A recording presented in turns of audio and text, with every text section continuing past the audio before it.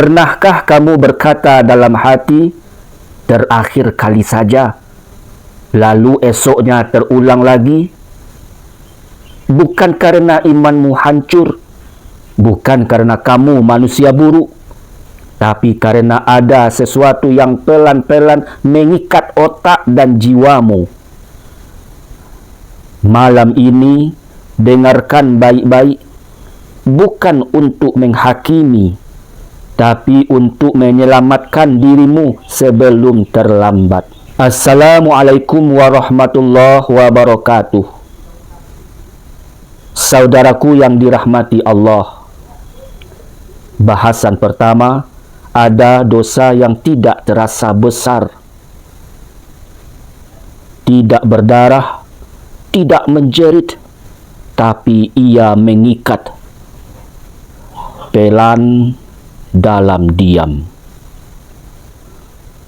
Ia tidak datang dengan paksaan. Ia datang dengan kenikmatan kecil yang diulang lagi dan lagi.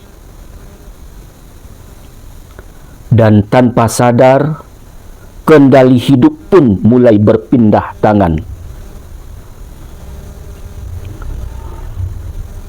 Bahasan kedua, hakikat kecanduan. Kecanduan bukan soal seberapa sering, tapi soal siapa yang memegang kendali.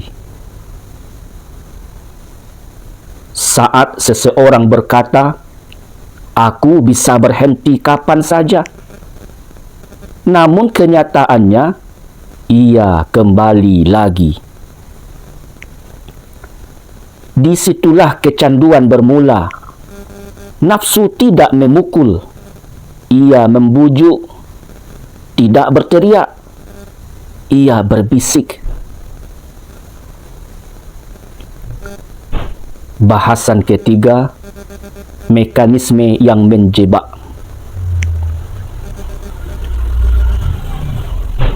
Setiap kenikmatan instan melepaskan satu zat di otak, dopamin. Dopamin membuatmu merasa lega, tenang, aman sesaat.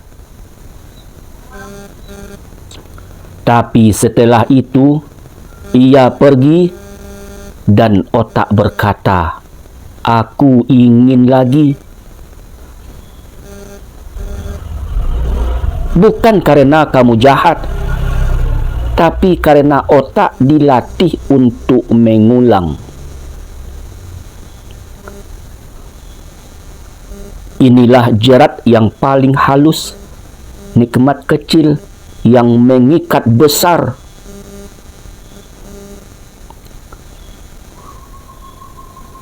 Bahasan keempat, dampak ruhani. Yang paling berbahaya dari kecanduan bukan lelahnya tubuh, tapi keringnya hati. Doa terasa hampa, ibadah terasa berat, air mata sulit jatuh. Bukan karena Allah menjauh, tapi karena hati terlalu sering dipuaskan oleh selainnya. Allah Subhanahu wa ta'ala berfirman, "Maka pernahkah kamu melihat orang yang menjadikan hawa nafsunya sebagai Tuhannya, dan Allah membiarkannya berdasarkan ilmunya, dan Allah telah mengunci mati pendengaran dan hatinya, dan meletakkan tutupan atas penglihatannya? Maka siapakah yang akan memberinya petunjuk sesudah Allah membiarkannya sesat? Maka mengapa kamu tidak mengambil pelajaran?" Al-Quran Surat Al-Jasiyah ayat 23. Pengarang Tafsir Al-Muyassar di Kementerian Agama Saudi Arabia menguraikan maksud ayat ini.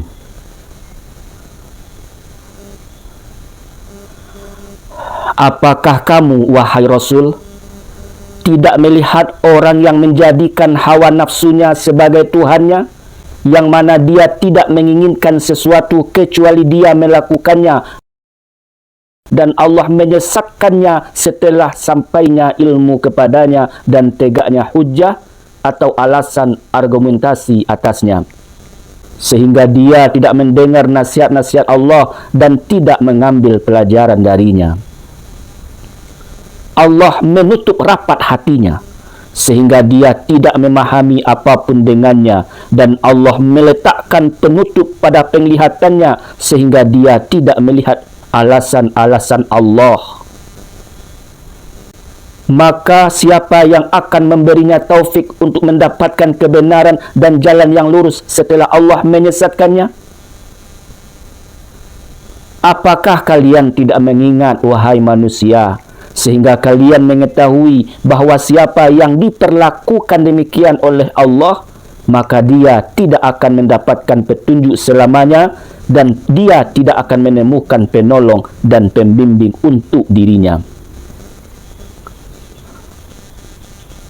Saudaraku, ayat ini adalah dasar yang memperingatkan agar jangan sampai hawa nafsu mendorong orang-orang mukmin untuk amal-amal mereka. Na'udzubillahi min zalik.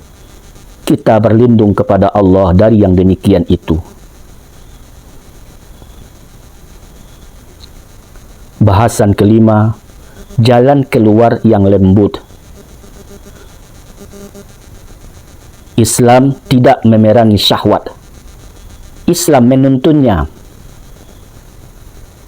bukan dengan benci pada diri sendiri, tapi dengan latihan terkendali. Kurangi pemicu, jaga pandangan, isi waktu, perbanyak diam bersama Allah.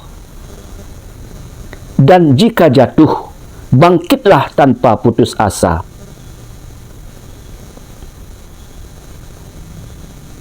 Saudaraku, engkau bukan hina, engkau hanya sedang berjuang.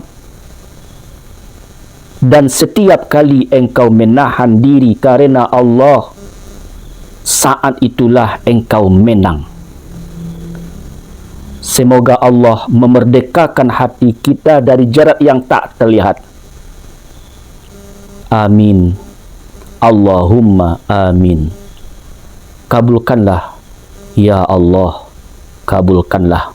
Tekan subscribe agar kita terus bersama di jalan kebaikan. Jika bermanfaat, biarkan kebaikan ini mengalir melalui dirimu.